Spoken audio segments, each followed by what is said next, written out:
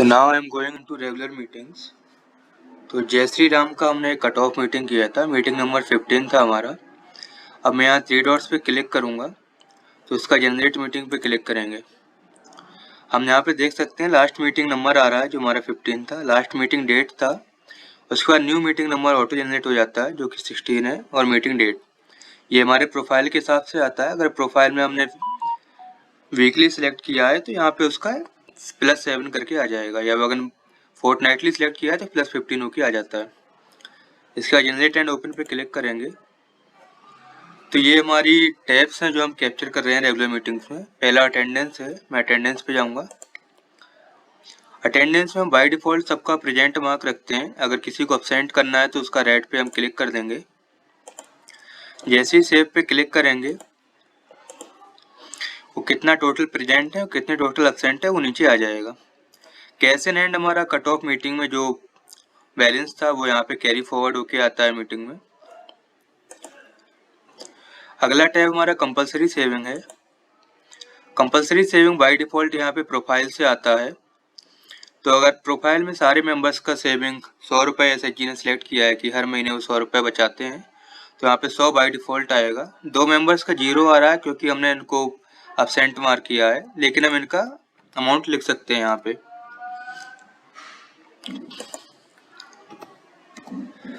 Right hand side में cumulative total आता है, कितना टोटल अभी तक सेव किया है मेंबर्स ने। सेव कर लेंगे। जैसे ही मैंने सेव पे क्लिक किया मेरा cash in hand balance change हो गया। उसके बाद लोन रीपेमेंट आता है। तो यहाँ पे अंकिता कुमारी का लोन रीपेमेंट है। आज उसे 110 रुपये पे करना है, कितना पे किया है और नेक्स्ट मीटिंग में कितना पेमेंट उसे करना है। तो यहाँ पे एब्स्ट्रैक्ट स्क्रीन है उसके डिटेल्स दिखाने के लिए। यहाँ पे डिटेल में देख सकते हैं कि ओरिजिनल अमाउंट कितना था, अभी कितना ड्यू है और टोटल कितना ड्यू है। करंट ड्यू 0 दिखा रहा है, टोटल ड्यू 110 दिखा रहा है। इसका रीजन ये है कि यहाँ पे ये ओवर ड्यू वाला अमाउंट आ रहा है। यहाँ पे मोड ऑफ पेमेंट सेलेक्ट कर सकते हैं, मैंने कैश रखा है। मैं पे टोटल पे क्लिक करूंगा तो जितना अमाउंट हमने पे करना है सारा एक साथ पे हो जाएगा। अगर मैं पे पार्शियल पे क्लिक करूंगा तो यहाँ पे अमाउंट लिख सकते हैं कि कितना अमाउंट उसे पे करना है। अगर यहाँ पे उसके पास मल्टीपल लोन होते हैं तो यहाँ पे मल्टीपल एंट्री आ जाती है, हम एक एक करके सारा अमाउंट लिख सकते हैं। सी यहाँ पे दिखाता है कि उसे क्या मोड ऑफ पेमेंट क्या है। मैं यहाँ पे 100 रुपये पे कर रहा हूँ। पे क्लिक किया, डेटा सेव किया, वापस गए। यहाँ पे देख सकते हैं कि आज इसे 110 रुपये देने थे और 100 रुपये उसने दिए। यहाँ पे नेक्स्ट EMI 0 दिखा रहा है क्योंकि उसे हो सकता है अगली मीटिंग में पे ना करना हो, उसकी अगली मीटिंग में पे करना हो। तो मीटिंग के हिसाब से आता है कि अगली मीटिंग में आपको कितना पे करना है। शेयर कैपिटल में आते हैं। यहाँ पे अगर कोई मेंबर्स कुछ अमाउंट पे कर रहा है SHG को तो यहाँ पे सिलेक्ट कर सकते हैं। हो सकता है कंट्रीब्यूशन दिया हो किसी ने, 100 रुपये का रख रहे हैं हम। मोड ऑफ रिसीट क्या है उसे सेव कर लेंगे।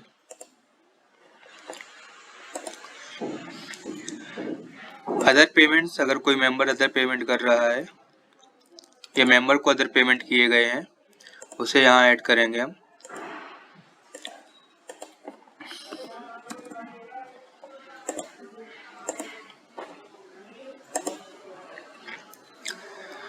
अगर किसी मेंबर को लोन चाहिए तो वहाँ पे उसकी रिक्वेस्ट डाल सकते हैं। पहला ऑप्शन ऐड डिमांड का भी होता है, दूसरा ऐड MCP का भी होता है।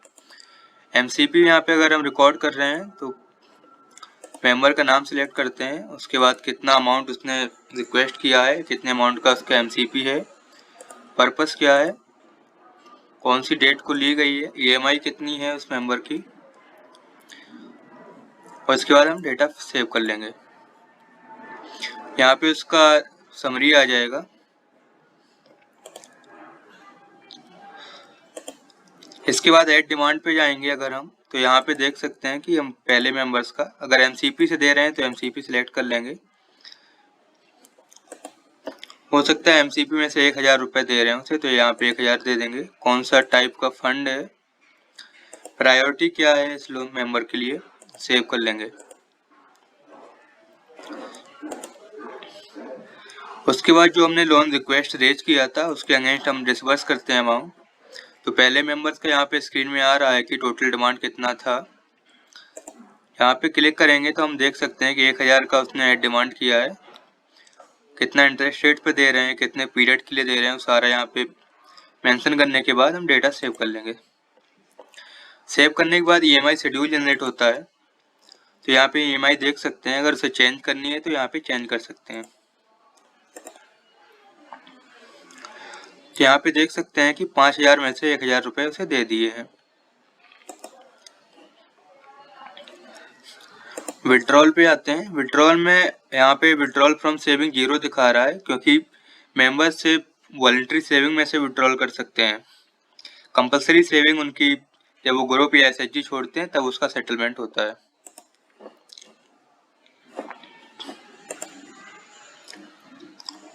इसके बाद मेंबर समरी देख सकते हैं हम। यहाँ पे मेंबर का नाम सिलेक्ट करेंगे ड्रॉप डाउन से। उसने कंपलसरी सेविंग कितना दिया आज की मीटिंग में, उसका टोटल कितना है, वॉलंटरी सेविंग कितना है, लोन कितना रिपे किया उसने।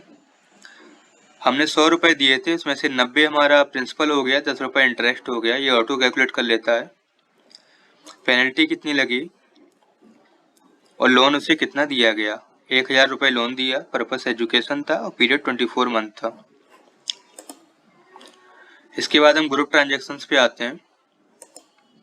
ग्रुप इन्वेस्टमेंट कितना है अगर किया है तो इस मीटिंग में, तो BO में हम कंपलसरी सेविंग कर रहे हैं।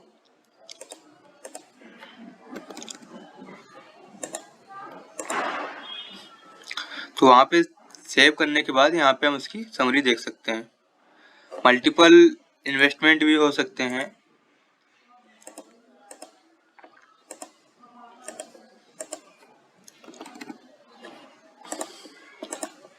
तो यहाँ पे हमारे मल्टीपल इन्वेस्टमेंट दिखेंगे अपने।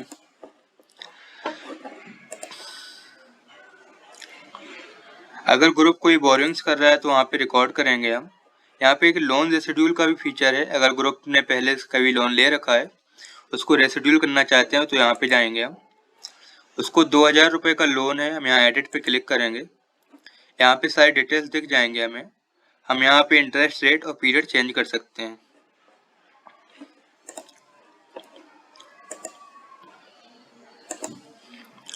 सेव करने के बाद हम EMI शेड्यूल चेंज कर सकते हैं।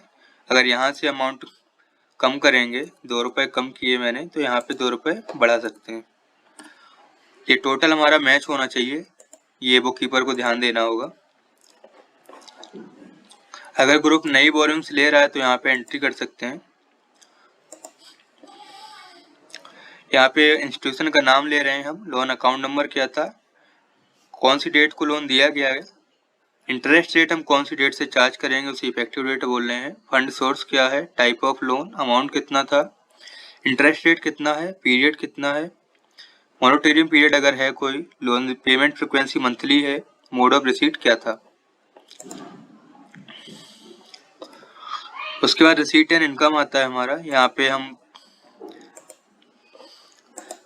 कहाँ से हमें प्राप्त हो रहा है मनी, वहाँ पे सिलेक्ट करेंगे। कौन से टाइप का रिसीट है वो हम यहाँ पे सिलेक्ट करेंगे। मोड ऑफ रिसीट क्या था, बैंक था तो बैंक सिलेक्ट करेंगे। बैंक का नाम देखेंगे, अगर आपके पास मल्टीपल बैंक अकाउंट है तो एक बैंक का नाम सिलेक्ट करना है। चेक नंबर अगर कोई है तो वो यहाँ पे रखेंगे। अगर UPI है तो वहाँ पे ट्रांजेक्शन ID आ जाएगा और अमाउंट कितना है।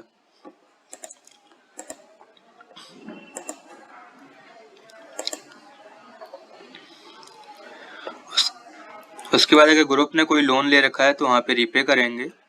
यहाँ पे हम देख सकते हैं कि आज उसे 202 पे करना है, अभी उसने पे नहीं किया है और अगली मीटिंग में उसे 50 पे करना है। तो मैं इस पर क्लिक करूँगा, पे टोटल का ऑप्शन है, मैं पे टोटल कर दूंगा यहाँ पे। तो यहाँ में पूरा अमाउंट पे हो गया। तो यहाँ पे देख सकते हैं कि 202 आज का पेमेंट करना था, 202 मैंने कर दिए और अगली मीटिंग में मुझे 52 रुपये करने हैं। उसके बाद एक्सपेंडिचर एंड पेमेंट आता है हमारा। अगर ग्रुप का कोई पेमेंट है तो कितना है, अगर हमने VO को या CLF को पेमेंट किया है।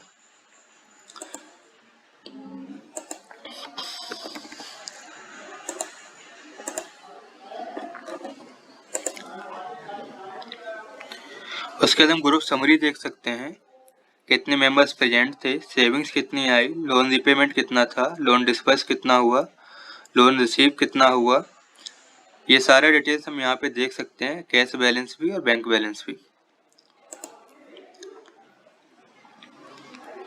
उसके बाद बैंक आता है हमारा,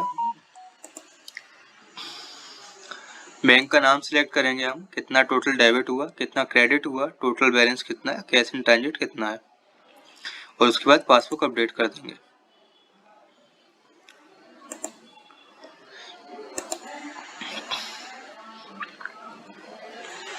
उसके बाद कैश बॉक्स देख सकते हैं हम, कितना हमारे पास कैश अवेलेबल है, ओपनिंग बैलेंस कितना था, टोटल इनकमिंग अमाउंट कितना है, टोटल आउटगोइंग अमाउंट कितना है, क्लोजिंग बैलेंस कितना है। ये सारी डिटेल्स चेक करने के बाद हम यहाँ पे क्लोज मीटिंग करेंगे। दोबारा से समरी देख सकते हैं यहाँ पे हम, और इसे अप्रूवल के लिए सेंड कर देंगे।